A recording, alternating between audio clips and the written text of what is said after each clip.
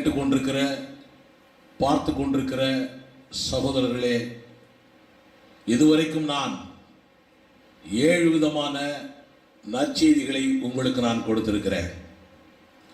இறைவன் இருக்கின்றானா? யார் அந்த இறைவன்? அந்த இறைவன் இயேசுதானா? இயேசு இறைவன் என்பதற்கு என்ன ஆதாரங்கள்? அவர் மரணத்தை ஜெயித்தாரா? அந்த இயேசு எப்படி இறைவன்? அந்த இயேசு அற்புதங்களை செய்வாரா? இப்படி நான் பலதரப்பட்ட கேள்விகளை கேட்டு 7 விதமான நற்செய்திகளை உங்களுக்கு நான் கொடுத்திருக்கிறேன். இன்றைய தினத்தில் நற்செய்தி பாகம் 8 உங்களுக்கு அளிப்பதிலே நான் கர்த்தருக்குள் சந்தோஷம் அடைகிறேன். நான் பிரசங்கிக்கிற இயேசு கிறிஸ்து, நாங்கள் ஆராதிக்கிற இயேசு கிறிஸ்து நிச்சயமாய் இந்த பூமிக்கு வந்தார். இதில் ஆட்சேபனை ஒன்றுமே இல்லை. சரித்திரம் சாட்சி சொல்லுகிறது என்று நான் சொன்னேன். கிமு கிபி என்று சரித்திரத்தை 2ஆக பிரித்தார் என்று நான் சொன்னேன். இந்த இயேசு கிறிஸ்து, தெய்வமாய் இருந்த இயேசு கிறிஸ்து மனிதனாய் அடிமையின் ரூபம் எடுத்து வந்தாரே, ஏன் இந்த பூமிக்கு வந்தார் என்பதை பற்றி உங்களுக்கு நான் சொல்ல போகிறேன். நிறைய கிறிஸ்தவர்கள் சொல்லுவார்கள், நானும் சொல்லுகிறேன், பாவிகளை ரட்சிப்பதற்கு தான் இயேசு கிறிஸ்து இந்த பூமிக்கு வந்தார் என்று சொல்லுவார்கள். நானும் அப்படித்தான் சொல்லுகிறேன். நிச்சயமாய் இந்த இயேசு பூமிக்கு வந்ததே பாவிகளை ரட்சிக்கத்தான். ரட்சிப்பு என்றால் அர்த்தம் என்ன? ரட்சிப்பு என்றால் விடுதலை கொடுக்கிறது. ரட்சிப்பு என்றால் மீட்பு. ரட்சிப்பு என்றால் பாதுகாப்பு. ரட்சிப்பு என்றால் சுகம் கொடுப்பது. ரட்சிப்பு என்றால் சமாதானம் கொடுப்பது. ரட்சிப்பு என்றால் விடுவிப்பது. பாவிகளுக்கு ரட்சிப்பு என்று சொல்கிறேனே, அப்படி என்றால் பாவிகள் என்பவர்கள் யார் என்று பலருடைய கேள்விகள் இருக்கலாம். நான் கூட ஒரு காலத்தில் நாத்திகனாக இருந்தேன். கடவுள் இல்லை, இல்லவே இல்லை என்று சொல்லிக் கொண்டிருந்தேன். பெரியார் கட்சியில் இருந்த பொழுது காலையிலே சுமார் 4 மணி 5 மணிக்கெல்லாம் கிறிஸ்தவ சகோதரர்கள் வீதியிலே வந்து ஏ பாவியே, ஏ பாவியே என்று அவர்கள் போதித்துக் கொண்டே போவார்கள்.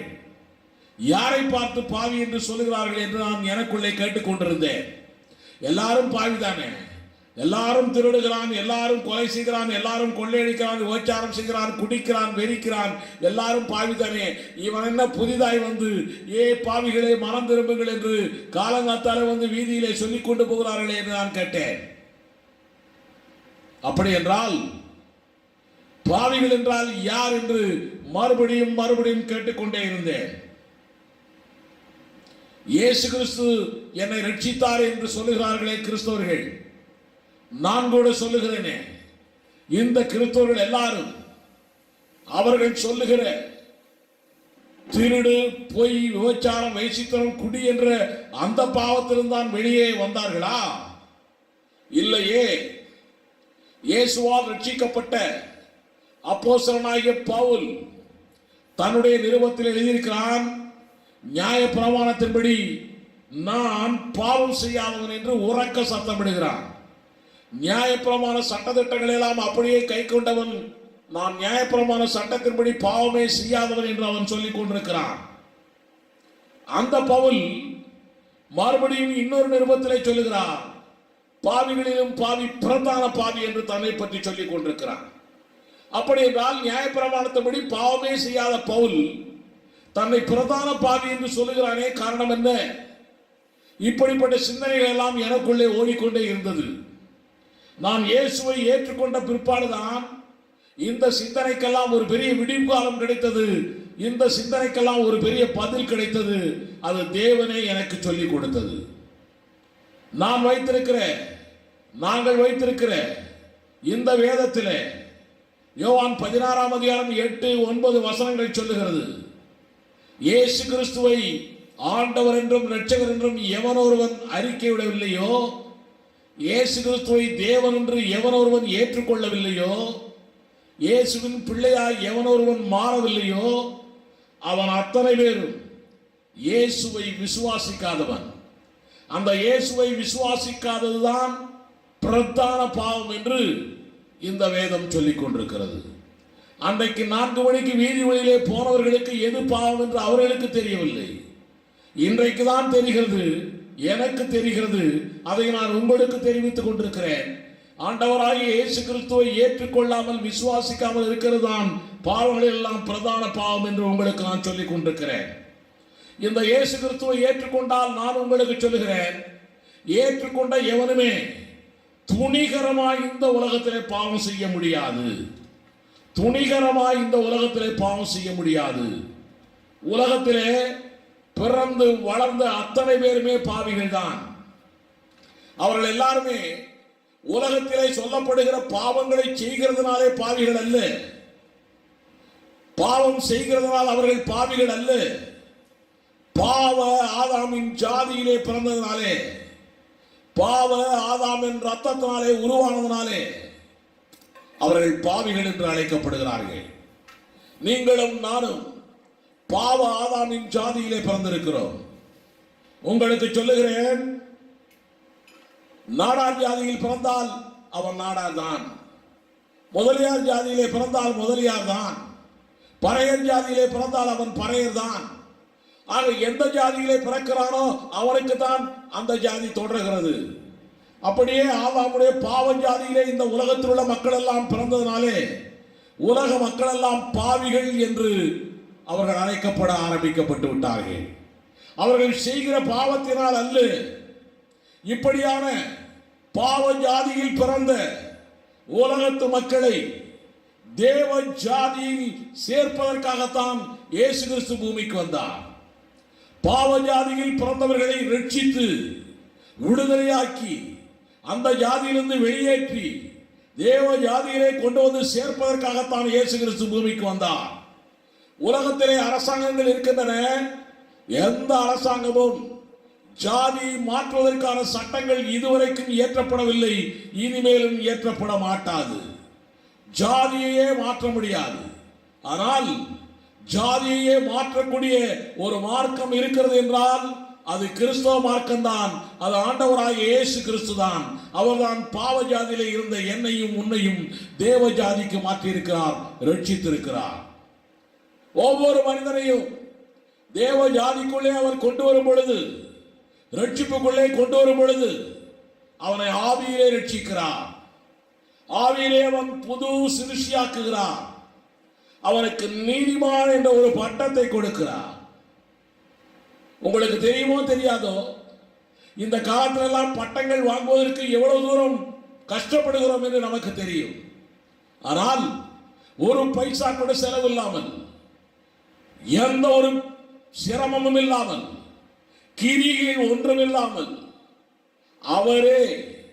அவரை ஏற்றுக்கொண்ட அத்தனை பேரையும் தன்னுடைய விலையேறப்பட்ட ரத்தத்தினாலே கழுவி நீதிமான் என்ற ஒரு பட்டத்தை கொடுத்திருக்கிறார் என்றால் இது இயேசு கிறிஸ்துடைய ரட்சிப்பினாலே கிடைத்த பெரிய மகத்துவம். இந்த பட்டம் எதற்கு கொடுத்திருக்கிறார்? ஏதோ நாமெல்லாம் இயேசுவை ஏற்றுக்கொண்டவுடனே நீதிமானாய் மாறிவிட்டோம் என்பதற்காக அல்ல. உனக்கு நீதிமான் என்ற ஒரு பட்டம் கொடுத்தது உன் வாழ்க்கையிலே அந்த பட்டத்தை வைத்துக் கொண்டு நீ நீதிமானாய் வாழ்ந்து கொண்டே இருக்க வேண்டும் என்பதற்காக. ஆக ஆவியிலே ரட்சிக்கப்பட்டவன், ஆவியிலே சிருஷ்டியாக்கப்பட்டவன், புது சிருஷ்டியாக்கப்பட்டவன், ஆவியிலே நீதிமானாய் ஆக்கப்பட்டவன், அவன் தினந்தோறும் தேவனுடைய வார்த்தையினாலே, இந்த புத்தகத்தில் எழுதப்பட்டிருக்கிற வார்த்தையினாலே அவன் தினந்தோறும் ஆத்மாவிலே வளர்ந்து கொண்டே இருக்கிறான். ஆவி வளர, ஆத்மாவும் வளர, அவன் சரீரம் தினந்தோறும் கிரிகளிலே பரிசுத்தத்தின் மேல் பரிசுத்தம் அடைந்து கொண்டே இருக்கிறது. இப்படி பரிசுத்தம் அடைகிறதெல்லாம், இப்படி அவன் நீதிமானாய் ஆக்கப்பட்டு ரட்சிக்கப்பட்டதெல்லாம், இப்படி அவன் புது சிருஷ்டியாய் மாறினதெல்லாம், இப்படி அவன் பாவ ஜாதியிலிருந்து தேவ ஜாதிக்கு வந்ததெல்லாம் ஏதோ ஒரு காரியத்தால் நடந்தது. இது உங்களுக்கு தெரிய வேண்டும். இதெல்லாம் ஆண்டவராகிய இயேசு கிறிஸ்து சிந்திய விலையேறப்பட்ட ரத்தம் சிந்தினதினாலே வந்த பெரிய காரியம் என்று நான் உங்களுக்கு சொல்லுகிறேன். இயேசு ரத்தம் சிந்தியதால் தான் இப்படிப்பட்ட விலையேறப்பட்ட மகத்துவம், மகிமை பாவிகளாய் பிறந்த பாவஜாதியில் பிறந்த உனக்கும் எனக்கும் கிடைக்கிறது என்று நான் சொல்லுகிறேன். இது ஏதோ நான் சொல்லுகிறதை நீங்கள் நம்ப வேண்டும் என்பதற்காக நான் சொல்லவில்லை. நான் வைத்திருக்கிற இந்த வேதம், நாங்கள் பிரசங்கிக்கிற இந்த வேதம் சொல்லுகிறது ரத்தம் சிந்துதல் இல்லாமல் பாவ மன்னிப்பு இல்லை என்று. ஆரியர்கள் வைத்திருக்கிறார்கள். இந்து சமய ஆரிய வேதங்களிலே ரிக்கு, யஜூர், சாமம், அதர்வனம் என்ற 4 வேதங்கள் இருக்கின்றன. அதிலே சாம வேதம் பாகம் 2 தாண்டிய மகா பிரமாணம் என்பதிலே ஒரு வார்த்தை இருக்கிறது. அதை நான் சொல்லுகிறேன், கேட்டுக்கொள்ளுங்கள். ஜனங்களை ஆளுகிற பிரஜாபதி தன்னுடைய ஜனங்களின் பாவம் போக்கும்படியாக தன்னுடைய சொந்த சரீரத்தையே பிராயச்சித்த பலியாக கொடுத்து யஜ்ஞம் செய்வார் என்று எழுதப்பட்டிருக்கிறது. ஆக நாங்கள் வைத்திருக்கிற இந்த பைபிளும் சொல்லுகிறது ரத்தம் சிந்துதல் இல்லாமல் பாவ மன்னிப்பு இல்லை என்று. ஆரிய வேதமும் சொல்லுகிறது யார் நம்மை ஆளுகிறாரோ, யார் நம்மை படைத்தாரோ அவர் தன்னுடைய ஜனங்களுடைய பாவங்களை போக்கும்படியாய் ரத்தம் சிந்தி பலியாக வேண்டும் என்று ஆரிய வேதம், இந்து வேதமும் சொல்லுகிறது. முஸ்லிம்கள் வைத்திருக்கக்கூடிய குர்ஆன் என்ன சொல்கிறது பாருங்கள். ஆவேல் காயின் பலி செலுத்தினார்கள் என்று கோயம்புத்தூர் தமிழ் எடிஷன், குர்ஆன் எடிஷன் சொல்லுகிறது. குர்ஆன் 4ஆம் அதிகாரம் 92ஆம் வசனம், 5ஆம் அதிகாரம் 89ஆம் வசனம், 2ஆம் அதிகாரம் 196ஆம் வசனம், 5ஆம் அதிகாரம் 95ஆம் வசனம், இதையெல்லாம் வாசித்தோம் என்றால் இந்த பலி செலுத்துகிறது பாவ நிவாரணத்துக்காகத்தான் என்று சொல்லப்பட்டிருக்கிறது. ஆக ரத்தம் சிந்துதல் இல்லாமல் பாவ மன்னிப்பு இல்லை. இயேசு ரத்தம் சிந்தி உங்களுக்காகவும் எனக்காகவும் பலியானதனாலே நம்முடைய பாவங்கள் தீர்ந்தன. பாவ ஜாதியில் இருந்த நாம் தேவ ஜாதியாய் மாறி இருக்கிறோம். அது மாத்திரமல்ல, அவரே அந்த பாவத்தை தீர்த்து விட்டார் என்பது மாத்திரமல்ல, பாவத்தை தீர்த்த அவர் தானே அந்த பாவத்திற்கான தண்டனைகளை ஏற்றுக்கொண்டார். ஆக ரத்தம் சிந்துதலினாலே பாவமும் தீர்ந்தது, தண்டனைகளும் தீர்ந்தன. அதனாலே இனி பாவத்திற்கான தண்டனை எந்த ஒரு உலக மனிதனுக்கும் கிடைக்காது. அவன் ரட்சிக்கப்பட்டால் அவன் தேவனுடைய பிள்ளையாய் மாறினார். நான் உங்களுக்கு சொல்லிக் கொண்டு போகிறேன், இந்த இயேசுவை ஏற்றுக்கொண்டு நீங்கள் ரட்சிக்கப்பட்டீர்கள் என்றால் நீங்கள் அவருடைய பிள்ளையாய் மாறுகிறீர்கள், நீங்கள் தேவ ஜாதியாய் மாறுகிறீர்கள், நீங்கள் சேஷ புத்திரபாகம் உங்களுக்கு கிடைக்கிறது. சேஷ புத்திரபாகம் என்றால் அப்பாவுடைய சொத்து பிள்ளைக்கு என்பது போல ஆண்டவனுடைய சொத்து நமக்கு, தேவனுடைய சொத்து நமக்கு, தேவன் கொடுக்கிற எல்லா நன்மைகளும் நமக்கு, தேவன் கொடுக்கிற ஆசீர்வாதங்கள் அத்தனையும் நமக்கு. ஆக இந்த சேஷ புத்திரபாகம் கிடைக்கிறது. அது மாத்திரமல்ல, சிரேஷ்ட புத்திரபாகமும் கிடைக்கிறது. சிரேஷ்ட புத்திரபாகம் என்றால் ஆளுகிற தன்மை, உலகத்தை ஆளத்தக்கதான ஆளுகிற தன்மையும் நமக்கு கிடைக்கிறது. இந்த இயேசுவை ஏற்றுக்கொண்டு ரட்சிக்கப்பட்டால், இந்த இயேசுவை ஏற்றுக்கொண்டு ரட்சிக்கப்பட்டால், ரத்தம் சிந்துதலினாலே பாவ மன்னிப்பு பெற்றுவிட்டால், ரத்தம் சிந்துதலினாலே உங்களுடைய தண்டனைகள் எல்லாம் அவர் ஏற்றுக்கொண்டார் என்று நீங்கள் விசுவாசித்து விட்டால் உங்களுக்கு நீதிமான் என்ற ஒரு பட்டம் கிடைக்கிறது. இது இலவசமாய் கிடைக்கிற பட்டம், நீதிமான் என்ற பட்டம் கிடைக்கிறது. அது மாத்திரமல்ல, பிசாசை ஜெயிக்கத்தக்கதான வல்லமை உங்களுக்கு கிடைக்கிறது. இந்த உலகத்திலே 100 மடங்கு ஆசீர்வாதம் உங்களுக்கு வந்து சேர்கிறது. இந்த உலகத்திலே 100 மடங்கு ஆசீர்வாதம் மட்டுமல்ல, இந்த உலகத்திற்கு பிற்பாடு இருக்கக்கூடிய மறுமையிலே உங்களுக்கு நித்திய ஜீவன் இருக்கிறது.